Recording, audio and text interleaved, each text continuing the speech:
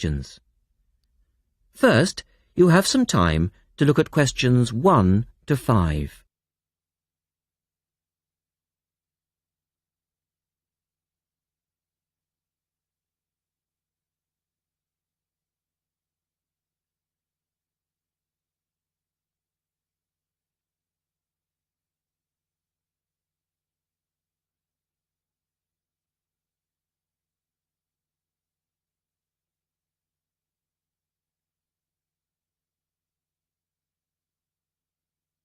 You will see that there is an example which has been done for you. On this occasion only, the conversation relating to this will be played twice.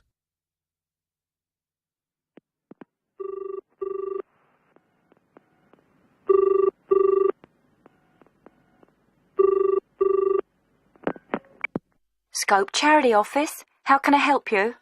Oh, hello. I'm ringing about the dragon boat race that you're asking people to take part in. Oh, yes. We still need a few more teams.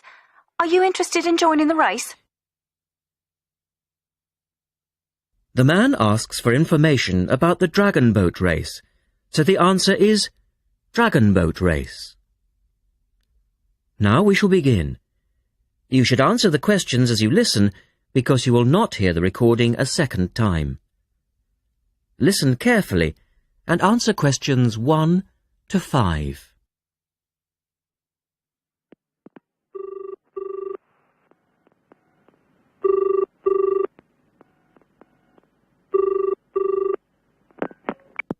Scope Charity Office. How can I help you?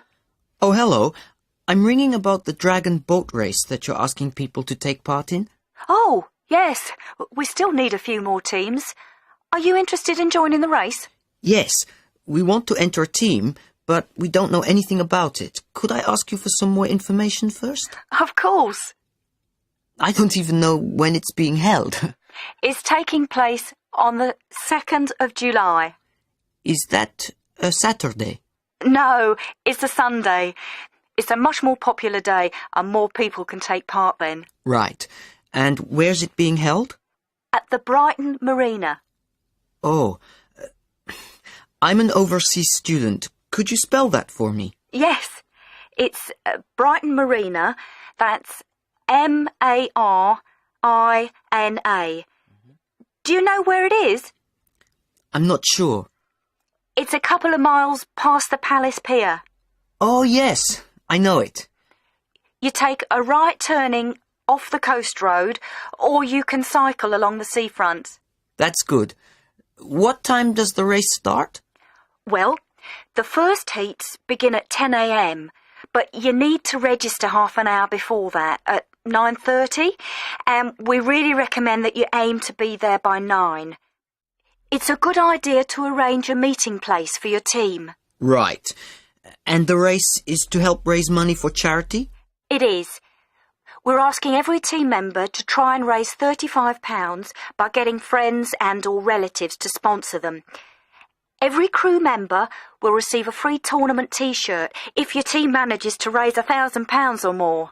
Oh, that's quite good. Also, we're holding a raffle.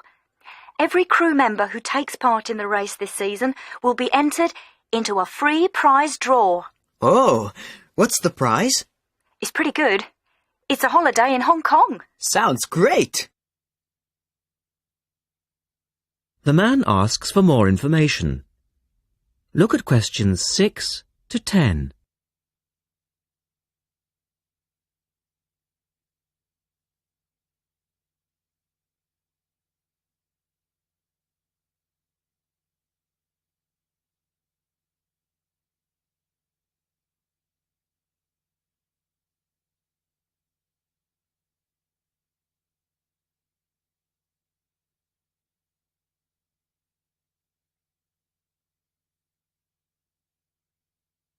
Now listen to their conversation and answer questions 6 to 10.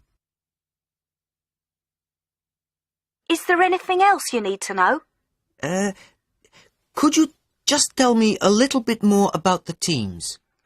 Well, you need to have a crew of 20 people for your dragon boat, and you then need to agree on who's going to be the team captain. That would probably be you. Fine. I've got a group of 20 people who are interested. Do all the team members have to be a certain age? Well, there's no age limit as such, but if you have a team member who's under 18, then they have to get their parents' permission to take part. Yes, that makes sense.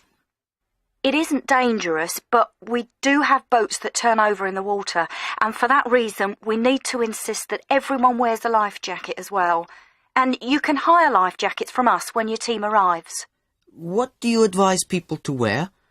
Well, most people wear a t-shirt, shorts and trainers. I certainly wouldn't recommend that you wear jeans or boots. In fact, it's a very good idea to bring some spare clothes. Okay. It can get quite cold and wet if the weather's bad, and there's quite a bit of hanging around, especially if you qualify for the semi-finals or the final. I see what you mean. Have you got a name for your team? Oh, not yet, no.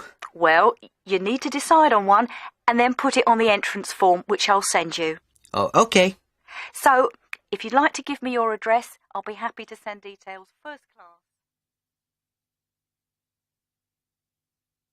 That is the end of section 1. You now have half a minute to check your answers.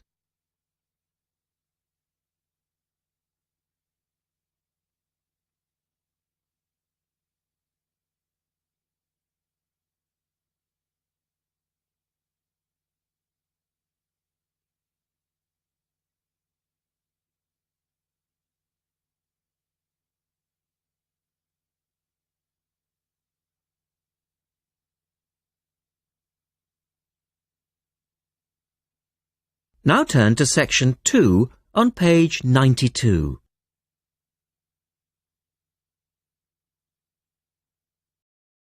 Or section 2. You will hear a talk by a wildlife specialist on a type of bird called a kiwi. First, look at questions 11 to 15.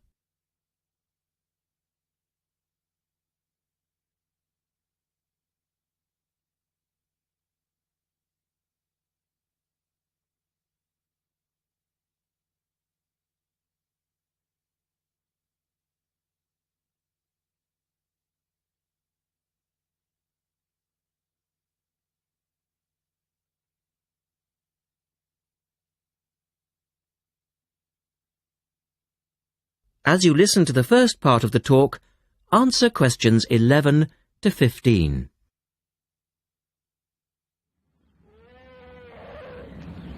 Ladies and gentlemen, welcome to Auckland Zoo on this sunny Sunday afternoon and to our special Kiwi fundraising event.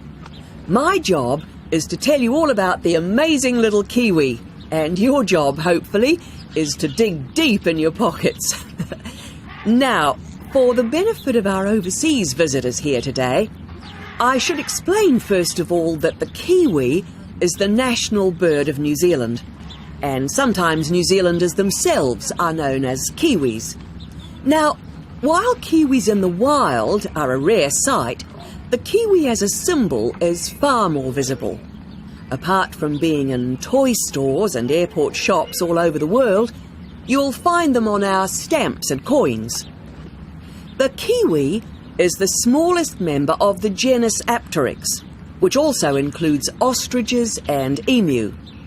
It gets its name from its shrill call, which sounds very much like this. Kiwi! Kiwi! Kiwis live in forests or swamps and feed on insects, worms, snails and berries. It's a nocturnal bird with limited sight, and therefore it has to rely on its very keen sense of smell to find food and to sense danger. Its nostrils are actually right on the end of its long beak, which is 1/3 of the body length. Now, here's an interesting fact. Although kiwis have wings, they serve little purpose, because the kiwi is a flightless bird. Since white settlement of the islands, kiwi numbers have dropped from 12 million to less than 70,000. And our national bird is rapidly becoming an endangered species. This is because they're being threatened by what we call introduced animals. Animals which were brought to New Zealand, such as cats and ferrets, which eat kiwi eggs and their chicks.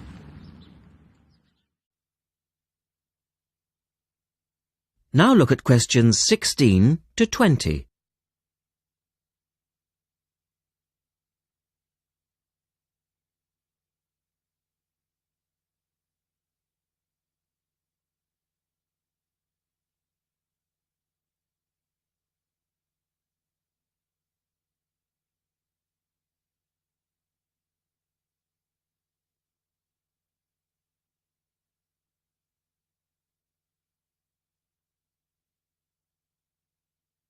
As the talk continues, answer questions 16 to 20. And so we have launched the Kiwi Recovery Programme in an all-out effort to save our national bird from extinction. There are 3 stages to this programme. Firstly, we have the scientific research stage. This involves research to find out more about what kiwis need to survive in the wild. Then secondly, we have the action stage. This is where we go into the field and actually put our knowledge to work. We call this putting science into practice. And then we come to the third stage, the global education stage. By working with schools and groups like yourself, as well as through our award-winning Kiwi website, we're hoping to educate people about the plight of the kiwi. As part of the action stage, which I just mentioned, we've introduced Operation Nest Egg, and this is where your money will be going. It works like this. It's a 3-stage process. First of all, we go out to the kiwi's natural habitat and we collect kiwi eggs. This is the tricky part, because it can be very difficult to find the eggs. Then, in safe surroundings, away from predators, the chicks are reared. Now, this can be done on predator-free islands or in captivity. They're reared until they're about 9 months old, at which stage the chicks are returned to the wild. So far, it's proving successful. And since we started the programme, some 34 chicks have been successfully raised this year, and their chances of survival have increased from 5 to 85%. However, it's not time to celebrate kiwi survival just yet.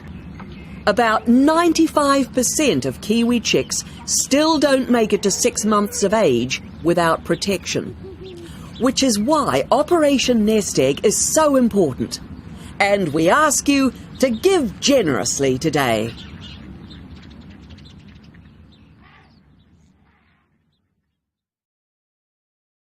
That is the end of section 2. You now have half a minute to check your answers.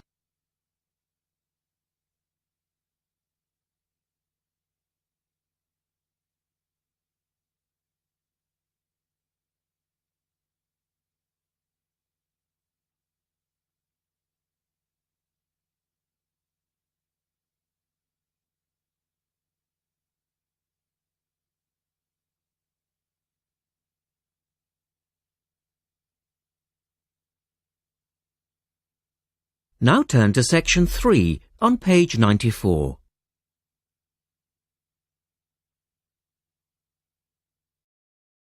Section 3. In this section, you will hear a discussion between 3 people in a university tutorial. In the first part of the discussion, they're talking about city traffic and the motor car. First, look at questions 21 to 24.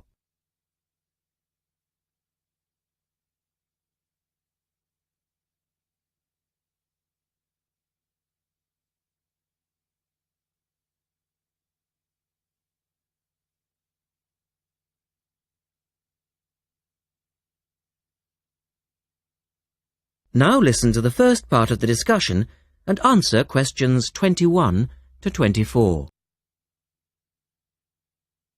We're very pleased to welcome Professor Isaac Nebworth to our tutorial group today. And he's come to share one of his pet passions with us, city traffic and our Western dependence on the motor car. I believe questions are quite welcome throughout. Thank you. Well, I know you're all very familiar with the superhighway here in Melbourne. But do superhighways automatically lead to super wealth, as our politicians would have us believe? I think not. Can you give us an example of what you mean exactly? Sure. Well, by continuing to encourage this dependence on the motor car, we simply create more congestion and more urban sprawl. And you can see that here in Melbourne, right under your nose. Excuse me, I would just like to say that I feel the sprawl is part of the city. The freeways mean people can enjoy the benefits of living away from the centre on larger blocks with gardens, but still be able to drive back into the city centre for work or entertainment. Well, I'm not convinced that people want to do that.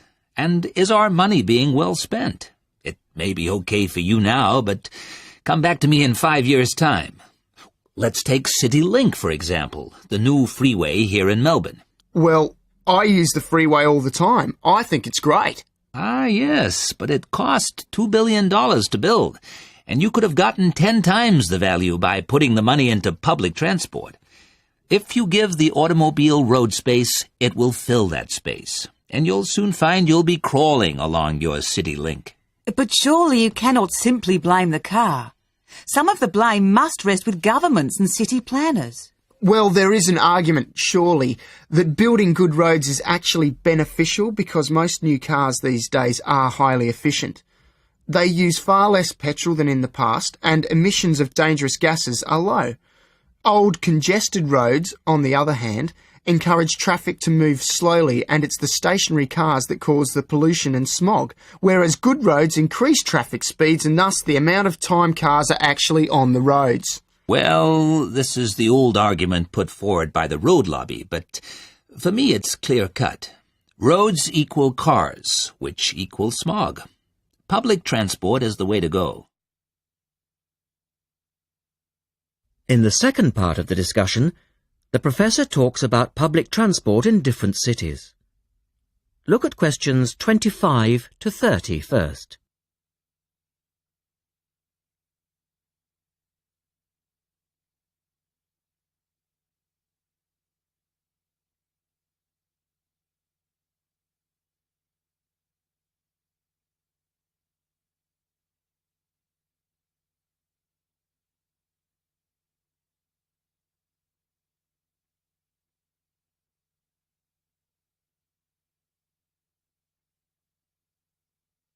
As you listen to the discussion, complete the questions about public transport.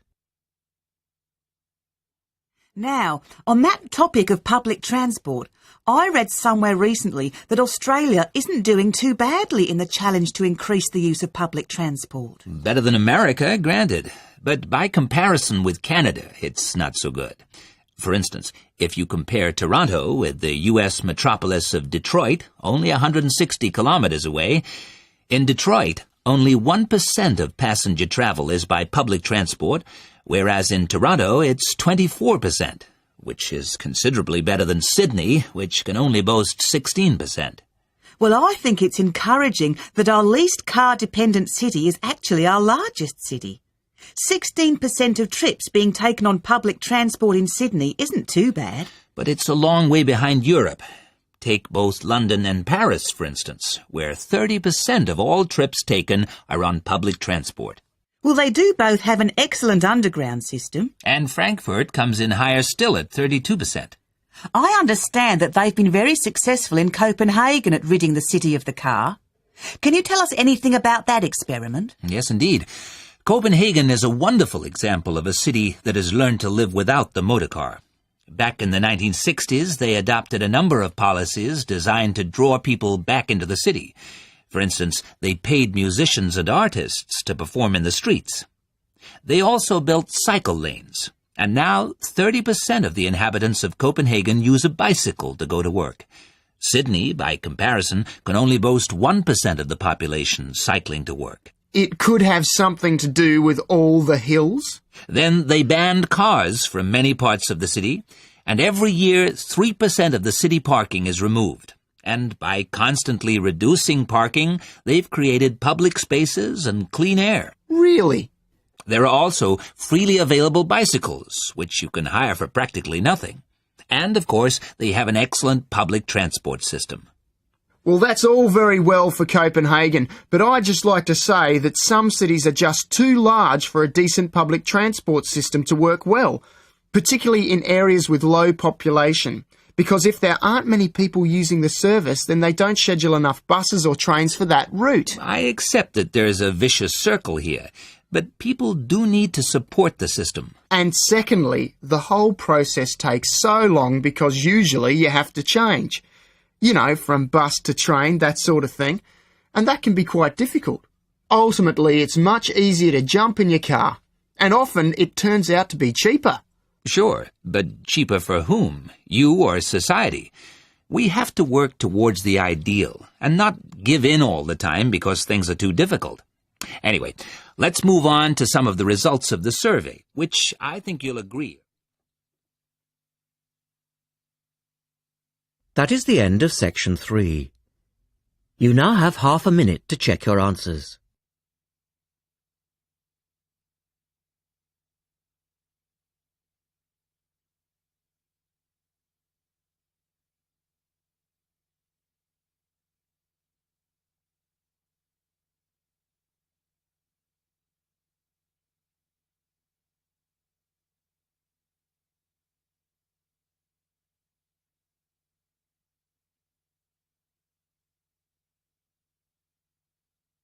Now turn to section 4 on page 96.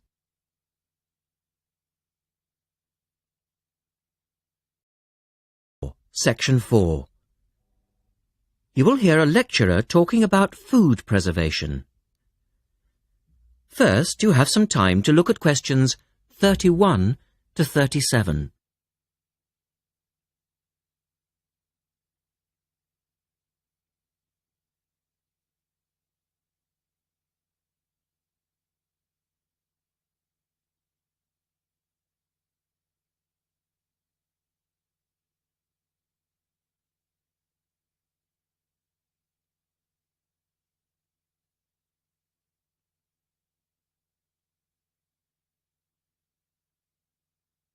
Now listen carefully and answer questions 31 to 37.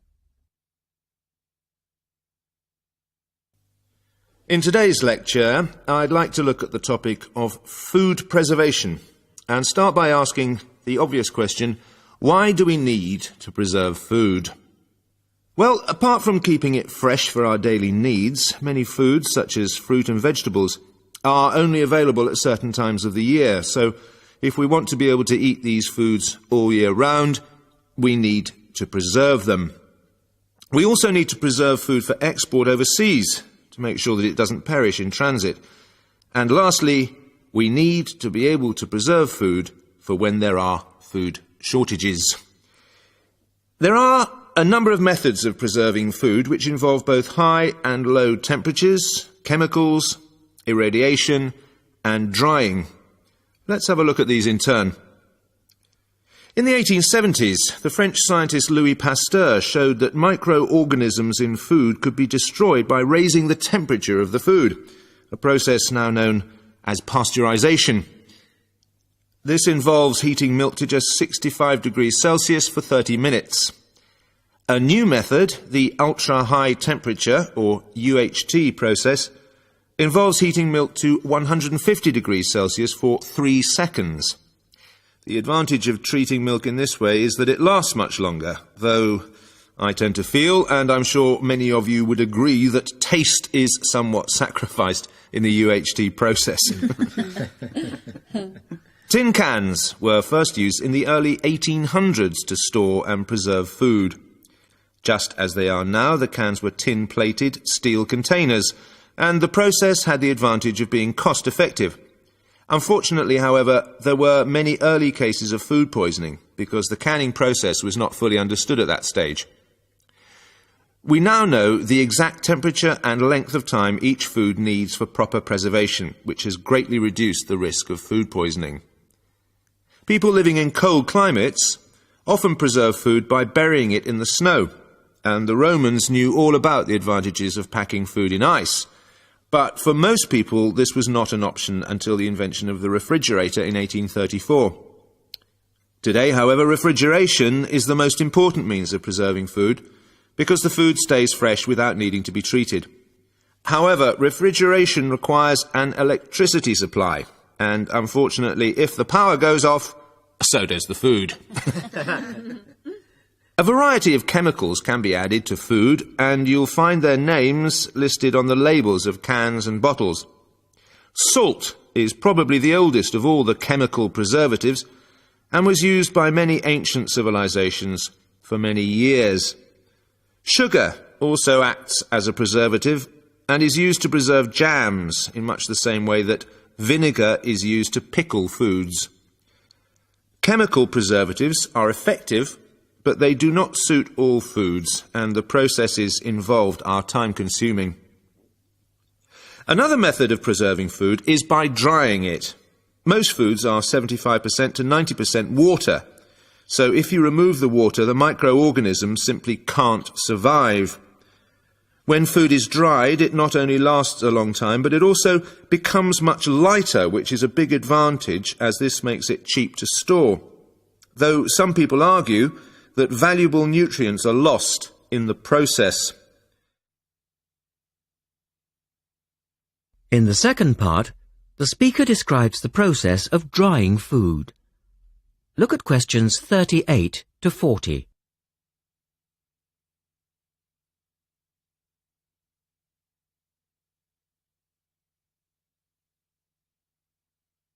Now listen carefully and label the diagram.